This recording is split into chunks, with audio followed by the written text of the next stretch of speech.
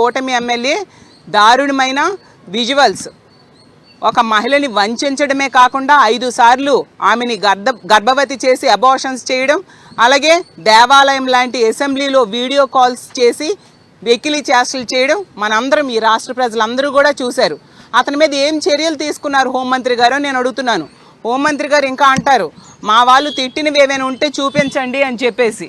అసలు అంబటి రాంబాబు గారి విషయంలో అతను మాట్లాడిన మాటల్ని ఎంతో హోందాగా అతను వెనక్కి తీసుకోవడం జరిగింది.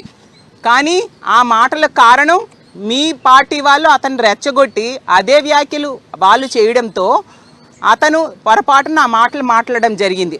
అసలు తిరుపతి లడ్డూ విషయంలో కూడా తప్పుడు వ్యాఖ్యలతో మా ముఖ్యమంత్రి గారు అలాగే మా ప్రభుత్వంలో టీటీడీ బోర్డు చైర్మన్లుగా ఉన్న వాళ్ళ ఫోటోలు వేసి తప్పుడు ప్రచారం ఫ్లెక్సీల రూపంలో మీ ఐటీడీపీ వాళ్ళు చేస్తూ ఉంటే దాన్ని తొలగించమని అడిగినందుకు మీ పార్టీ వాళ్ళు అతని మీద దాడి చేయడానికి వెళ్తూ దారుణమైన బూతులు మాట్లాడిన విషయం మీరు మర్చిపోయారా?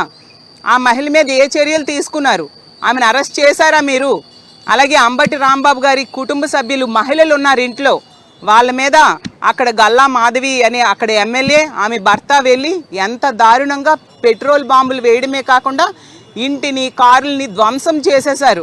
మరి ఏం చర్యలు వాళ్ళ మీద తీసుకున్నారు? స్టేషన్ బెయిల్ ఇచ్చి వదిలేస్తారా?